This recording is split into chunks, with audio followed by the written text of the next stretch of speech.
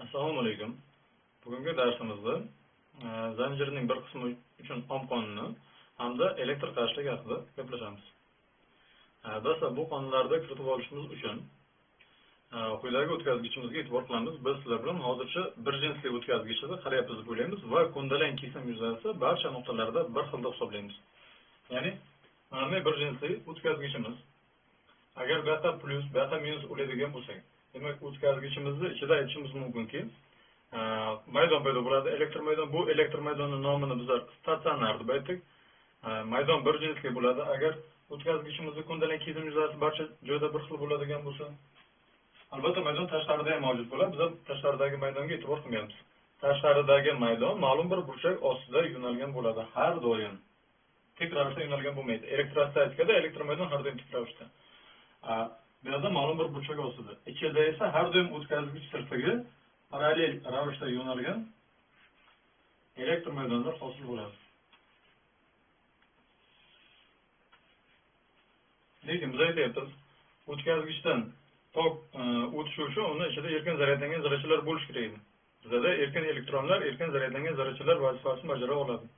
Agar buni ichida biron bir elektron oladigan bo'lsak, manfiy zaryadlangan zarrachamizni Y deb belgilaydigan bo'lsak, u elektr maydonga ta'sir kirgizilgandan keyin unga elektr maydon ta'sir etishga boshlaydi.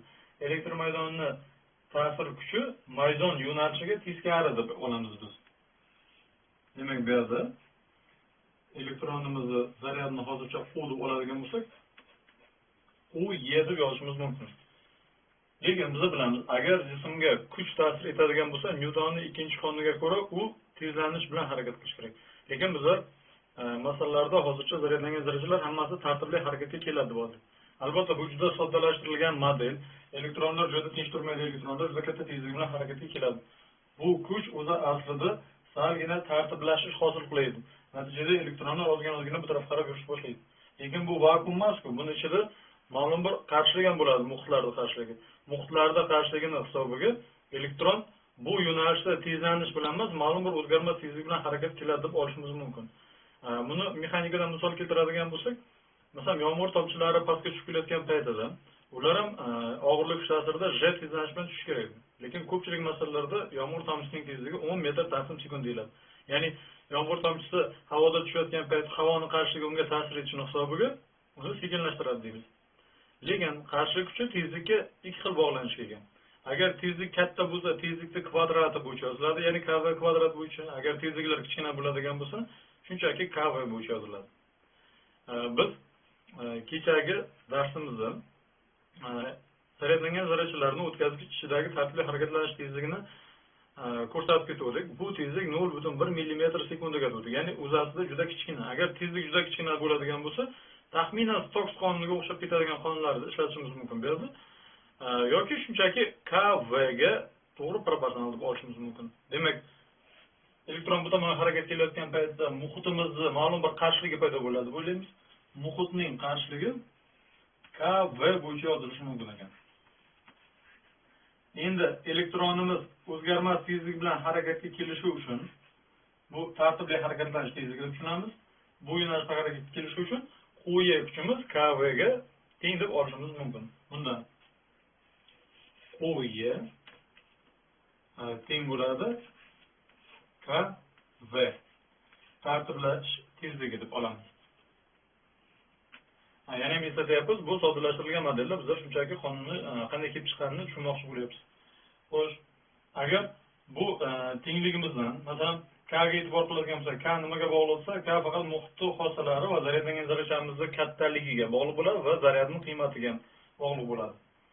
Xo'sh, endi bu formulamizni bizlar bog'lamoqchimiz deb aytaylik, masalan, tok zichligiga yoki elektr maydon kuchlanganligiga.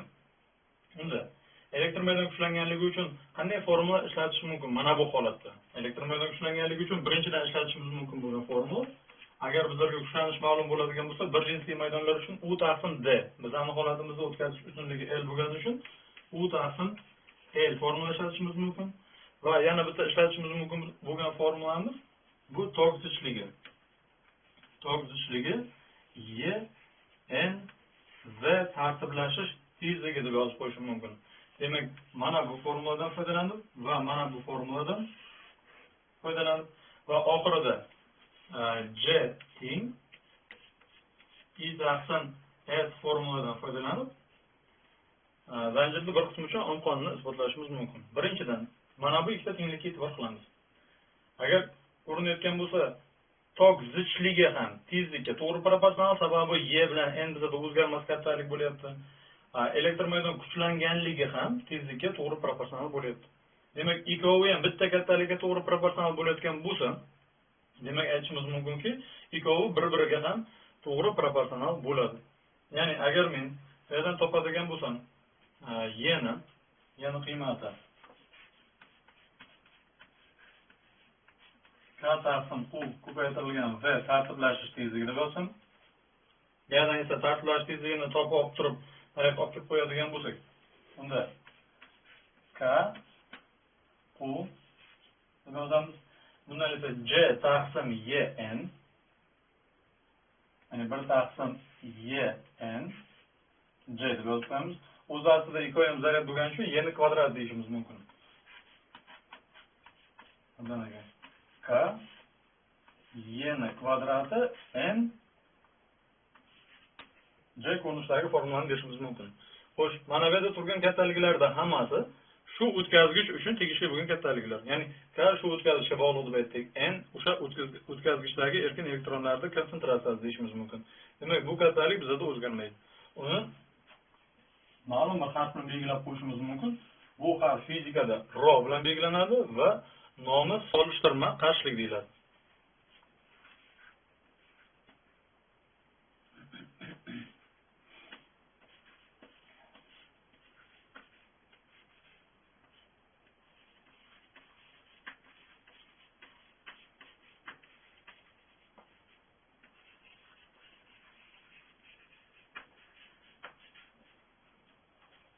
Nimaga bunday nom berilganligini darsimiz davomida qarab boramiz. Demak, bunda Y barobar rho solishtirma ko'paytirilgan J ko'rinishdagi formulani ishlatish mumkin. Agar vektor shaklida yozmoqchi bo'layotgan bo'lsak, elektromagnit kuchlanganligi va tok zichligini bog'lab ketuvchi formula. Bu o'zgarmayotgan bo'lsa, Y bilan J ning yo'nalishi har doim bir-biriga mos tushadi deb aytishimiz mumkin. Aynan mana shu ko'rinishdagi formula zanjirni bir qismi uchun, ya'ni istalgan nuqtasidagi o'tkazgichimizda maydon kuchlanganligini biladigan bo'lsak, o'shadagi tok zichligini yoki tok zichligini biladigan bo'lsak, maydon kuchlanganligini qiymatini topish mumkin.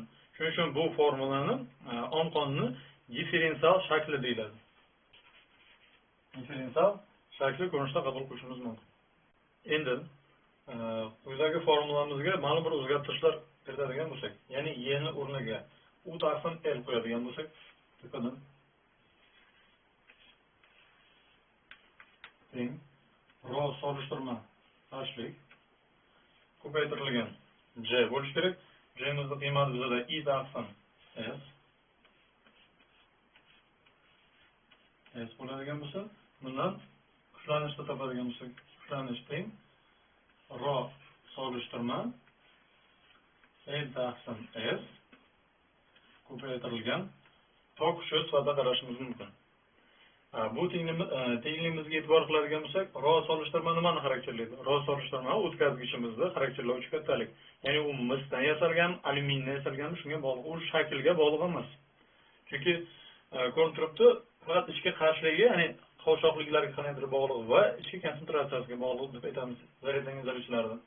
Demak, bu faqatgina modda turiga, lekin bu ikkita kattalik modda o'lchamlarini ko'rsatyapti. Ya'ni umumiy holatda bu uchta kattalik moddani ham o'lchamlarini, ham xossalarini xarakterlab ketuvchi bir kattalik. Lekin aynan shu o'tkazgich uchun bu o'zgarmaydi. Agar shu o'tkazgich uchun o'zgarmasa, uni ham biron bir doimiy kattalik bilan almashtirib qo'yishimiz mumkin. Unda yozishimiz mumkin ekanki, kuchlanish teng R ko'paytirilgan I yoki odatda buni I teng deb yozishadi, U taqsim R ko'rinishida. Ya'ni o'tkazgichimizdan oqib o'tadigan tok kuchi kuchlanishga to'g'ri proporsional deb aytganmiz. Qanchalik kuchlanish katta bo'ladigan bo'lsa, tokning qiymati shunchalik katta bo'ladi va R kattaligimiz oshib borishi bilan tokning qiymati kamayadi. shundan fikrga kelish mumkinki, qanday qarshilik deb o'ylashimiz mumkin. Chunki erda qiymati oshib borishi aynan tokning qiymatini kamayishiga olib kelyapti. Demak, bu elektr qarshilik sifatida tasavvur qilinadi. Demak, bundan keyin erda har doim jismlarning, ya'ni o'tkazgichlarimizni elektr qarshiligi sifatida qabul qilishimiz mumkin ekan. Elektr qarshilik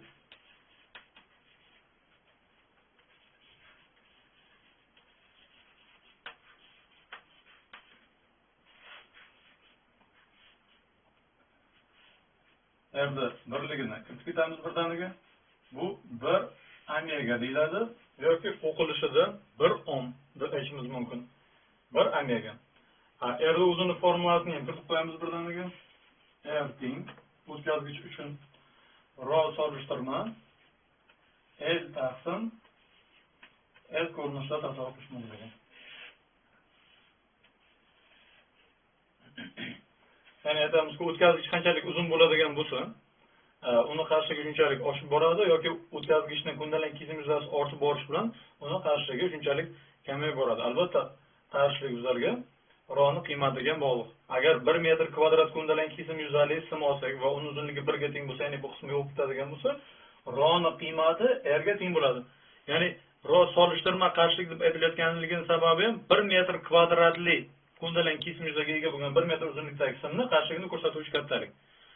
Masalan, yuza 2 marta kattaroq bo'layotgan bo'lsa, buning qiymati qanday bo'lishini birdan fikrlab ketaverish mumkin. Xo'sh.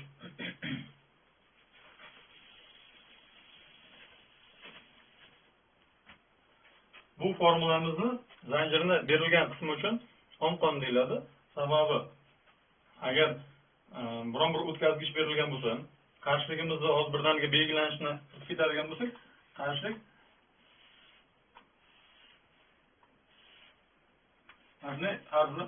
R bilan belgilab qo'yamiz, to'rt burchakcha.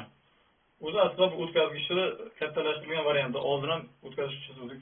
Demak, agar buni uchlaridagi kuchlanish ma'lum bo'ladigan bo'lsa, kuchlanishda voltmetr degan qurilma yordamida o'lchaymiz. Bu qurilma haqida yana qo'shimchasiga gapiramiz va undan oqib o'tayotgan tok kuchini hisoblayotgan bo'lsak, ya'ni bu tokni hisoblab beryapti, amper metr, ya'ni amperni o'lchovchi qurilma, voltmetrimiz voltni o'lchab berayotgan bo'lsa, demak, bemalol uni qarshiligini yoki mana bunday ko'rinishda tok kuchi va kuchlanishlarni bir-biriga bog'lab ketishimiz mumkin. Zanjirning bir qismi ham qonuniy ko'rinishda tasavvur qilamiz. Bu formula istiqbolda qolish kerak. Juda ham sodda, lekin juda muhim formulalardan bittasi hisoblanadi fizikada. Endi elektr qarshilikda yaxshiroq tushunib olishimiz uchun quyidagi holatlarga qarab ketishimiz mumkin. Faqat oldin tushunib olishimiz kerakki, tok kuchini biz odatda suvni oqimiga o'xshatamiz. Agar suvni oqimiga o'xshatmoqchi bo'layotgan bo'lsak, masalan, biron bir truba haqida gap ketayotgan bo'lsa, mana truba. Albatta, trubadan suv oqishi uchun truba ma'lum bir burchakka og'dirilgan holatda turishi kerak. O'shandagina undan suv pastga qarab oqishi mumkin deymiz. Mana shu balandlikni, ya'ni balandliklar farqini kuchlanish sifatida tasavvur qilish yaxshiroq bo'ladi. O'zi aslida bu balandlik, lekin tok oqishi uchun ham potensiallar farqi paydo bo'lishi kerak. Ya'ni balandliklar farqi. Balandlik bu potensiallar farqi bu kuchlanish deymiz. Ya'ni balandliklar farqini kuchlanish sifatida olamiz. Simimizni o'zini, ya'ni kundalang kesim bor, xuddi turbanikidagi uzunligi bor, bu turbamizda va qandaydir ichki qarshiligi bor. Uni R sifatida tasavvur qiladigan bo'lsak, undan oqib o'tadigan suvni esa tokka o'xshatishimiz mumkin deymiz. Ya'ni iga o'xshatishimiz mumkin bu yerda. O'tkazgichimiz o'zini ma'lum bir qarshilik sifatida tasavvur qilish mumkin ekan. Xo'sh, unda qarshilikka qaraydigan bo'lsak, R teng rho solishtirma L taqsim S bo'ladigan bo'lsa, ko'rinib turibdiki, qarshiligimizning qiymati L ga to'g'ri proporsional. Ya'ni agar o'tkazgichimizning uzunligi 2 marta oshadigan bo'lsa, qarshilik 2 marta oshadi. To'g'ri, buni quyidagicha tushuntirishim mumkin. Agar ma'lum bir o'tkazgich oladigan bo'lsak, uni uzunligi ma'lum bir L ga teng deb qaralsin,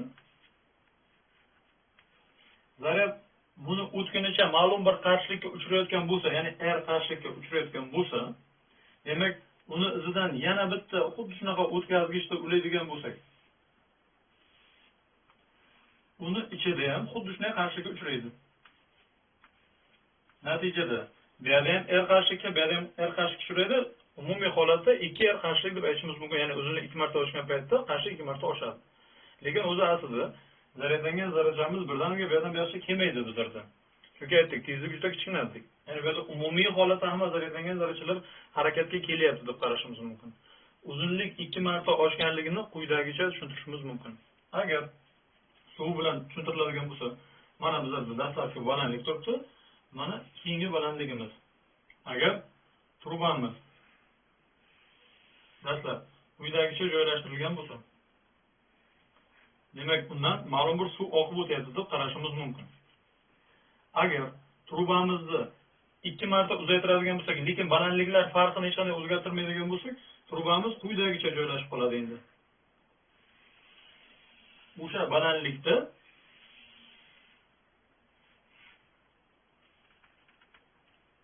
balandliklar farqli, lekin endi uzunligi 2 marta farqli. O'z-o'zidan mana bu trubadan suv tezroq oqadi deymiz. Mana bu trubadan esa demak suvni sekinroq oqadi. Sababi burchak qanchalik bizda gorizontal holatga yaqinlashadigan bo'lsa, nolga yaqinlashadigan bo'lsa, gorizontal hisoblanadigan burchagimiz oqim tezligi kamayadi. Sababi sudrauvchi kuch pastga kamayyapti. Bizning holatimizda nima o'zgaryapti? Agar elektr maydon kuchlanganligi formulasiga qaraydigan bo'lsak, U taqsim L bo'yicha o'tkazgich 2 marta uzunlashgan paytida kuchlanish o'zgarmay turgan bo'lsa, demak elektr maydon kuchlanganligining qiymati 2 marta kamayadi. Elektr maydon kuchlanganligining qiymati 2 marta kamaysa, demak zaryadlangan zarrachalarga ta'sir etadigan kuchimiz ham 2 marta kamayadi. Demak zaryadlangan zarrachalar shunchaki sekinroq harakatlanishni boshlagan deb aytsak bo'ladi. Sim 2 marta uzaygan paytida ichidagi zaryadlangan zarrachalar 2 marta sekinroq harakatlanganligini hisobiga qarshilik 2 marta oshadi o'zi aslida. To'g'ri fikrlash uchun ikkita simni ichidan o'tayotgan paytda qarshilik 2 marta oshadi degan fikr kelish mumkin, lekin bu unchalik ham to'g'ri fikr bo'lmaydi. Xo'sh, ko'ndalang kesim yuzasiga qaraymiz. Agar ko'ndalang kesim yuzasiga bog'liqligiga qaraydigan bo'lsak, qarshilik yuzaga teskari proporsional deb aytishimiz mumkin. Bunda agar oddiy fikr bilan oladigan bo'lsak, mana ma'lum bir o'tkazgichimizni qarshiligi R bo'layotgan bo'lsa, undan ma'lum bir I tok oqib o'tayotgan bo'lsa, agar uni yonidan xuddi shunday yana o'tkazgichni qo'yadigan bo'lsak, uni ichidan ham xuddi shunday tok oqib o'tadi bizlarda va qarshiligi xuddi shunday bo'ladi. Lekin ikkovini bir-biriga ulagan paytimizda umumiy holatda qancha tok oqib o'tyapti? Umumiy holatda oqib o'tadigan tokimiz 2I ga teng bo'ladi.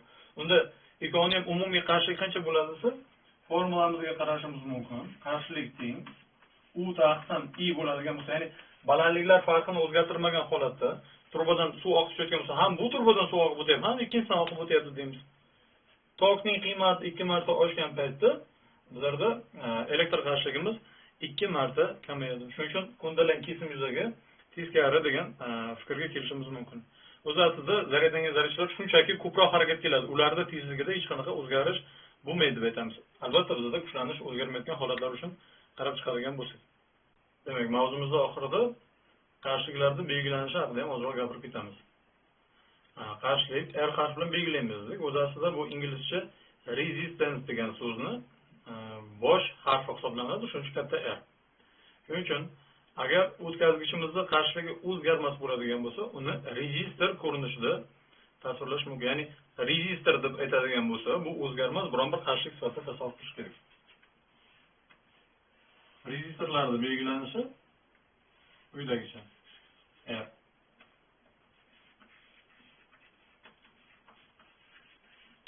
Bu ham elektr qarshilik, faqat o'zgarmayotganligini ko'rsatyapti.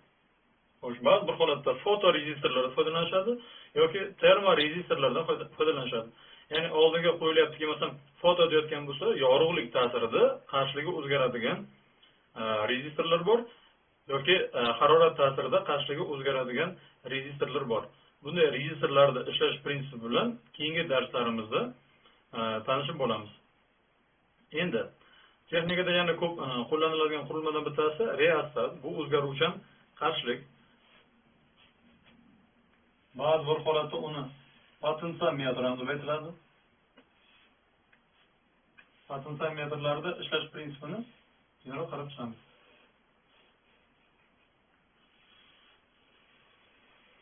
Bu quyidagicha ulanishga ega bo'lgan qurilmamiz. Buni umumiy holatdagi qarshiligini R deb olishimiz mumkin, lekin tepada mana bu yerda surgich turibdi. Agar bu yerdan plyus, bu yerdan minus ulaydigan bo'lsak, tokda harakatiga qilsak, tok bu yerdan kelyapti. Mana bu yerda barchacha ma'lum bir qarshilikka uchraydi va qolgan qismi qarshilikka ega bo'lmagan qismdan o'tib ketadiganimiz. Ya'ni tepada umuman qarshilik yo'q, bu yerda qayerda qarshilik bor. Ba'zi holatda mana bu simchani tasvirlashmaydi, sabab baribir bundan tok oqib o'tmaydi. Agar tepadagi qismimiz juda yaxshi bo'ladigan bo'lsa.